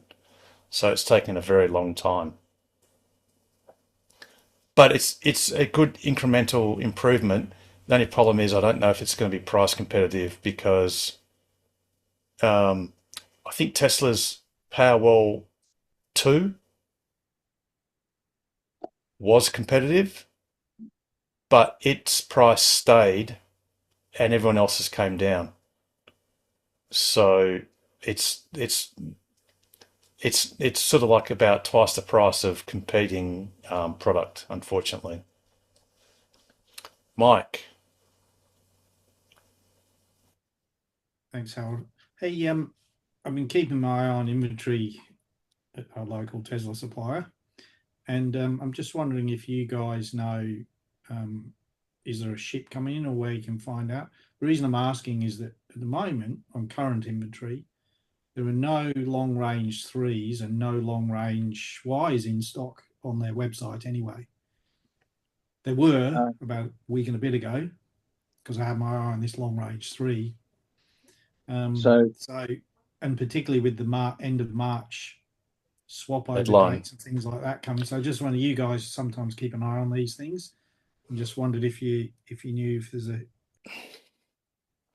Don't know, to be honest. Don't know if anyone else does. The main thing is if it's disappeared off the inventory website, it's basically because it's been matched to an order. So someone's ordered it, then it disappears. Look, the best thing you can do is probably go to the showroom and just ask one of the salespeople, if I order XYZ today, will I get it by the end of next month? And the answer will probably be no. So that ship that's probably sailed, Mike. Oh, but I was just looking at it, and seeing what the story is, and I might make a spur of the moment thing, but they never had the right colour I was after. That's why I didn't pull the pin. The other alternative is the urgency is to transfer FSD, right? I think. Well, I've got $5,000 sitting in my enhanced autopilot. Which yes. Which you could have then added 5 to. You could have transferred the enhanced autopilot, add the 5 to. So I get autopilot. I get FSD for $5,000 instead of the other one. Were you going to trade in your car or sell it separately, or have two cars? I would transfer over. Yep. The autopilot, I hope, unless I've got this wrong. The enhanced autopilot, yes. Yes. Yeah, and then buy FSD on the new purchase, and then say I'll pay the extra for the full self-driving. But as I say, the only reason I've not gone for the current low end, because we don't need a fast Tesla, even though we have one at the moment. Just the range on the lower end Y for our fishing trips is just a bit on the short side for us. What I'm trying to do with my fishing, as I said, I'm doing, as somebody said the other day, the Cannonball Run fishing trip. So it's funny, Mike. I know you've said it a few times. I'd counter it. I'd go, because and the thing that can prove it is you said you might not get it to the full charge rate, so you'd pop over to Karrinyup first thing, and charge it up there. Look, in reality, all you need to do is bash down the freeway, have a quick comfort break at Eaton, and even at a measly 130 or 40 kilowatts, by the time you've walked from the supercharger into where the toilets are and maybe gotten a coffee and got back to your car, you would absolutely have more than enough to get to anywhere where you want to go. So the extra hassle, the extra expense in getting a larger pack to save a perceived few minutes, it won't be a saving. It won't affect your trips, your Cannonball trips. You'll spend just as much time with a wet line on a standard range car or whatever than a long range one. I guarantee you. But there's nothing stopping you from saying, hey, I love the new shape and the new interior and it's a newer car, it's got a new car smell, blah, blah, blah. Absolutely. Only live once. Oh, yeah. And as I think the why, you guys have said it to me, I haven't actually tried it a lot, but just drive it, Mike. You're going to order it. The 3's getting a bit harder to get in and out of, and the Y is easier to get in and out of, right? Unless you're less than 5.5 feet, or much less, much shorter, and you're older, a Model Y is a no-brainer. You just slide straight across. To get in and out of a Model Y is a pleasure. 5'4" or less. Okay. Well, I'm maybe getting the ratios incorrect, but anyway, just hop in one, and it's just such a more pleasurable experience getting in and out of it. It really is. You don't step out of it. You don't stoop down to it or Step Yeah, up, it's just so much more comfortable, and it drives it. Your parking maneuvers are just as easy or hard as in a Model 3. It really is. The size difference of a Model Y on the outside is almost imperceptible, really. Oh, In a in a I in wouldn't go essence, that far. no, No. no, no. it's close. It's It's yeah, close. it's No, it's thick I've and got the numbers. chunky. It doesn't look sleek. Oh no, but Yes. coming up, what I mean is, yeah, looks aside, Yeah. actually having Okay. to try and get into a tight parking spot. I Oh. mean, Mike, I know you've got the extreme of all extreme parking spots, Yes. but you're just an extremist. I mean, it's Yeah. you've got a garage designed for an Austin A, whatever those things were called, the really super skinny cars. Um, A7. yes. No, I'm gradually scraping my crap out and selling it off and stuff, so I'm getting there. But look, a Model Y compared to a 3, yeah, it's just another level of experience. And in the new models, every new model of Tesla is incrementally better. But like I said, I wouldn't necessarily be deadly concerned about the absolute battery chemistry or capacity, because on any road trip, you can put vastly more range into a car using a supercharger than the time it takes. Like I said, unless your bladder's good to go for 4 hours, it's going to appreciate the 10-minute break, and in that 10-minute break, you can jam more into your standard range car than your. Well, the fact is, your long range car is going to be sitting in the car park anyway when you take your break. As I Whether said, it's going to Yallingup and back, I never refuel, and I didn't stop. I carried my own food because it costs at petrol stations in the country, So that's my routine for my fish, and I'll probably be going to Albany this time and not. So that's a different story. But Mike, on the thousands and thousands and thousands of dollars you're going to spend on the brand new shiny car, you could do probably dozens upon dozens upon dozens of trips and even spend it on expensive supercharging and still be in front on your current car. So it's not really I think you need to decouple the costs and the expense from the whole picture. The total cost of ownership, you're better off just persisting with your current car and paying for expensive charging. You'll still be better off. On the other hand, you only live once, and you might as well enjoy the spoils of a hard life. Being rewarded for working hard all your life and enjoying, an even more awesome car. Yes. It is a big step upgrade. Just while you're talking about charging and stuff, Harold, I come across an interesting stat that the premium rear wheel drive for 15 minutes charges 299 kilometers. The long range does 311 in 15 minutes. And then the performance is only 237 in 15. Yeah, I don't know how you square that circle. That's a bit interesting. It also really depends on at what state of charge you're at. So, the long range packs famously get 250 kilowatts, but you will not see that unless you turn up with less than 10%. And even if you do turn up with less than 10%, you only see it literally for seconds. You can hold your breath and your breath can outlast the car pulling 250 kilowatts. Within 15 seconds, it incrementally goes down and down and down and down until it goes vastly less than 200 kilowatts. I think Kyle Connor actually showed it on the Cybertruck getting 500 kilowatts. It does it for literally seconds and then rapidly tapers. So, but the long range pack and the performance pack should be identical. That's what you'd think, hey? That's why I was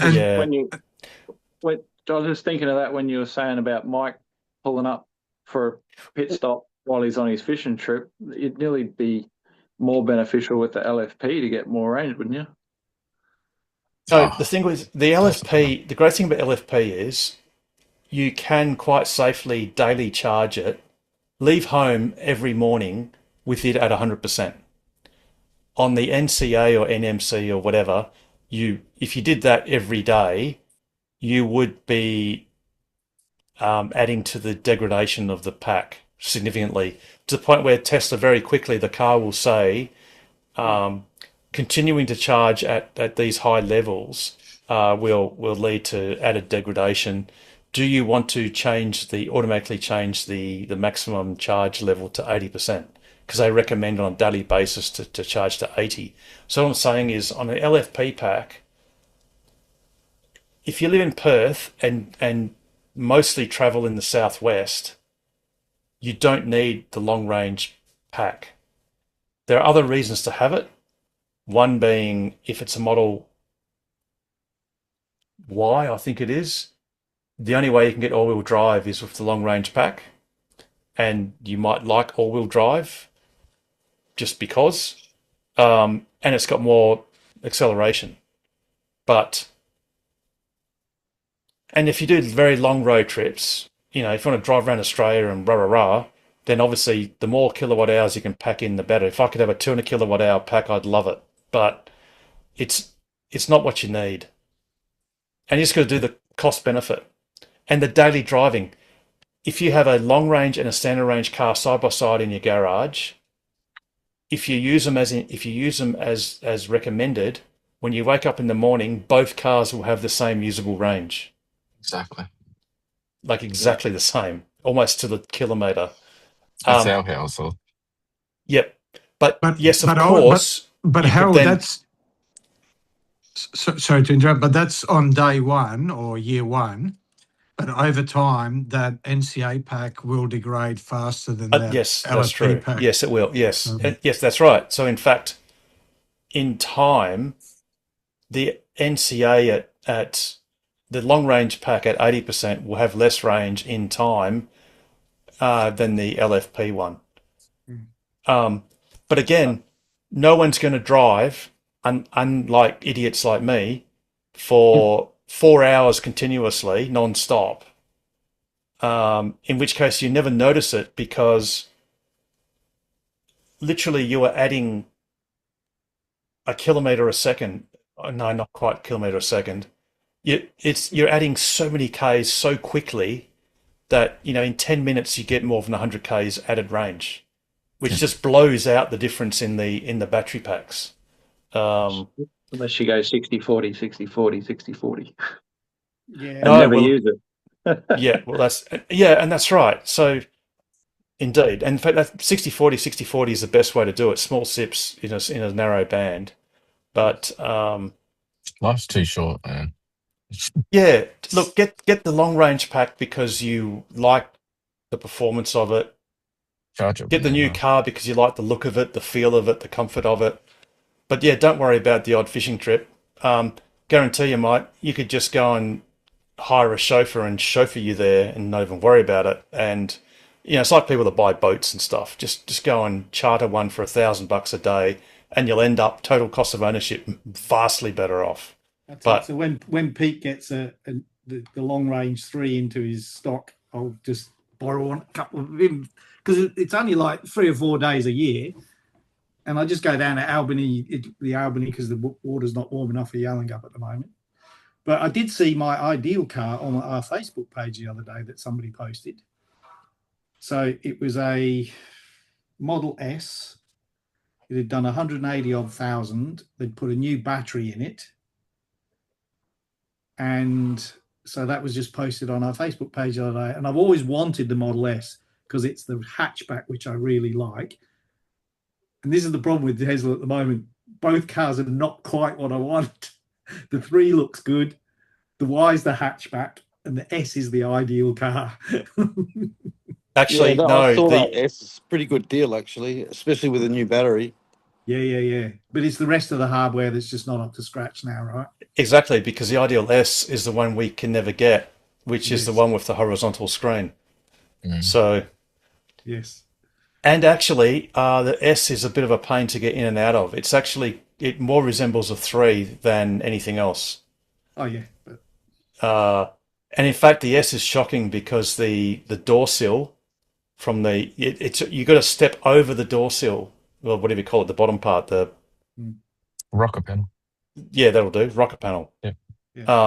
And it's quite a pain. I mean, I know it's a first world problem, but because my wife had an S and I had an X, and which they're chalk and cheese. But yeah, it's not quite what you think, Mike. It's the one you really want is the new S, which you can't get, and in fact, very soon no one can get it. No, actually, the car that Mike really wants is the car that he may actually be able to get, and that's the Cybertruck. It'll solve his parking problem because he'll just leave it outside. Yeah. It will go as fast as the S. If actually it will go faster, and it will be as easy to get out of as the X. So it'll have the best of both worlds. And it has vehicle to load. And you'll be able to do fishing trips and go on the beach with it and have all your fishing rods under the tonneau cover. You are spot on. And if you park it in the sun, you'll be able to cook the fish on the bonnet. Yeah. Starting to sound like Harold here after the old Cybertruck. And as I say, I like it because you can clean it with Barkeeper's Friend, which is a great product. This is true. This is true. All right, we're into the last 5 minutes. So any last questions or comments? Grok recommends that you buy the rear-wheel drive, and then you can buy 17.35 Tesla shares with the difference, which will pay for your snacks for years. Wow. Many years, probably all your snacks forever. Yeah, isn't it at the moment? I see Carmen's here. Not financial advice. Not enough. Oh, it's up after hours. There we go. Yes, don't look at the share price. It's probably the storm before the calm. Storm before the calm? Yes. What, the Carmen? Yeah, something like that. It probably is. I'm just trying to look at the pre-market, and it's probably going to be down. Oh no, it's up a little bit. Yeah, okay. I said it's up. Whatever. Yeah. It's just been up or down for the last 3 months or something. Like I said, once there are several thousand robo-taxis in proper operation, then things will start getting interesting. Exactly. Yep. What's the tracker? I have a legitimate question. Yeah, go. James. Got a crack windscreen, chip narrow crack. Yes. Rang up my insurance. They booked me into a O'Brien's to replace the windscreen. I would prefer it to be replaced by Tesla, or is there no problem because a windscreen is a windscreen? Not true. I actually spoke to Tesla, and with the windscreen issue as well, a crack, not a chip, just like yours. Yeah. So unrepairable windscreen. Yeah.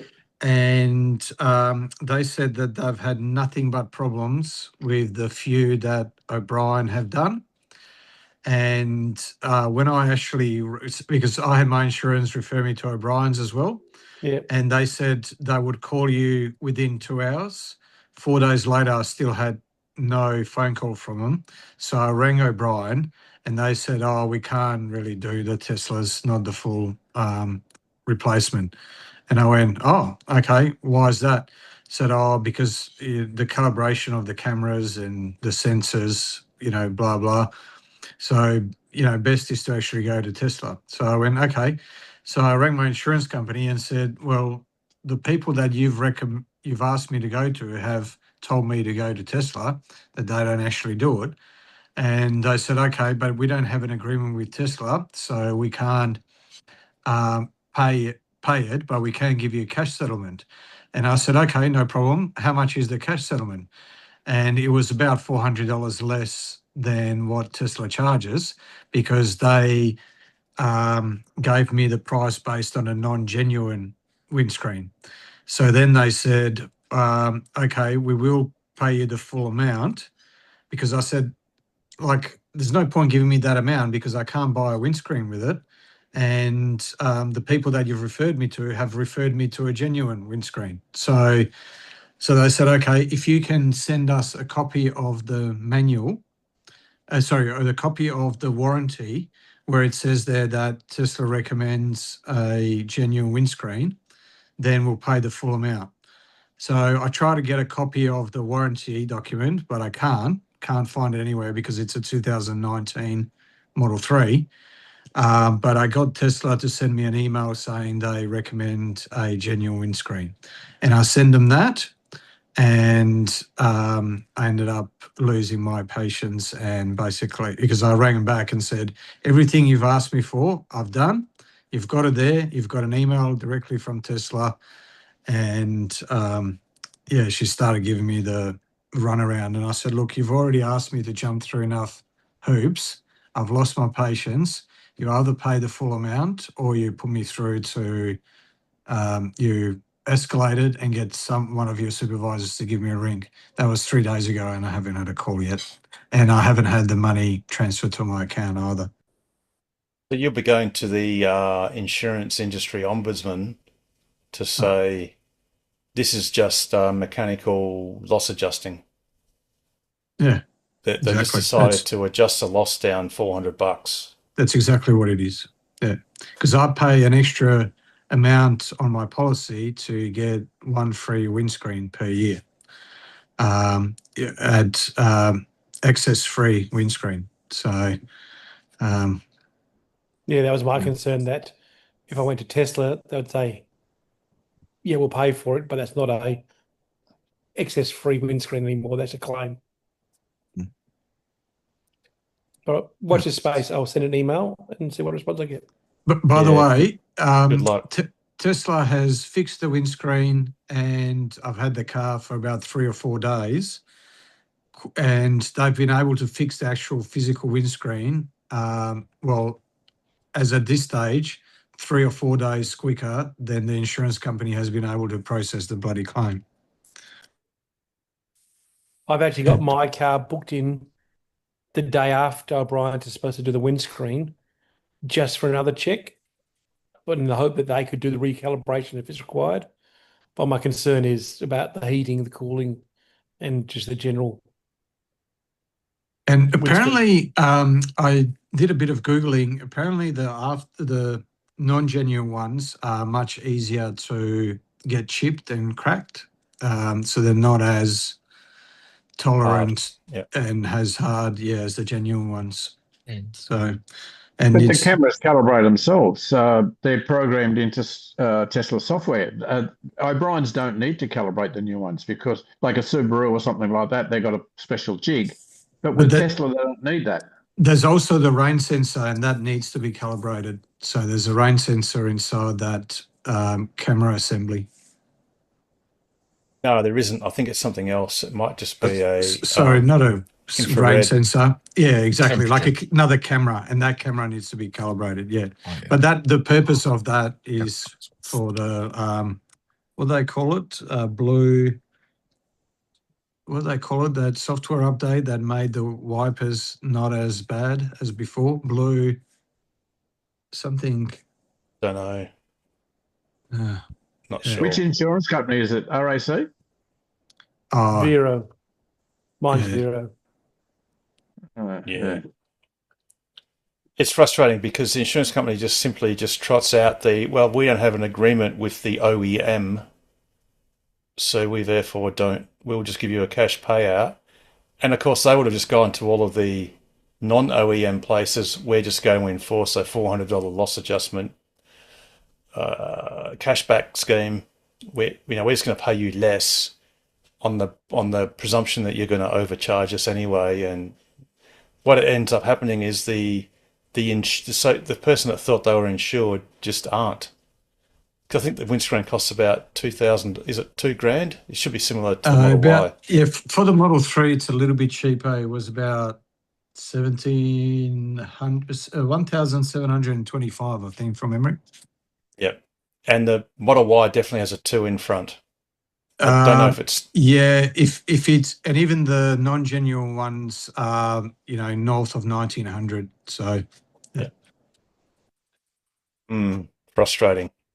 Alrighty. It is now...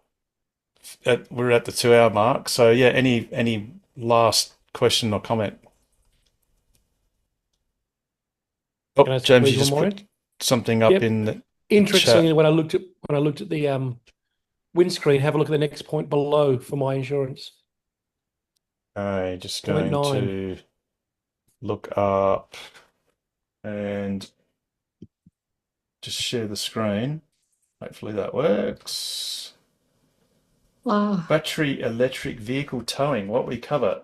If your vehicle is a battery electric vehicle, fully electric only, we will pay the reasonable cost of towing your vehicle to the closest charging station from the location the vehicle was when it completely ran out of battery charge. Oh, we will not pay if your battery electric vehicle was still partially charged when it was towed. If your battery electric vehicle is a hard plug-in. Wow, I'd like to try that one out. Somewhere between Three Ways and Chamomile. Yeah. I was going to say, I bet you that only applies, and by reasonable, they mean, within 100K of the metro area or something like that. And you wonder what a charging station is, because that's the nearest 10-amp plug. Yeah. They'll see you there for 2.5 days. Interesting. Alrighty. Pete, how would you round out an awesome show like this as if I didn't already know? As always, stay safe, stay sustainable, and stay ahead of the curve. And the best way to do that is buy a Tesla, join TOCWA, and ask us anything about accelerating the world's transition to sustainable energy and abundance. Have a wonderful week, everyone, and I really do look forward to seeing you on next week's episode of TOCWA's Ask Us Anything. Good night, everyone. See you guys. Good night. Cheers, Harold. Night. Not everyone.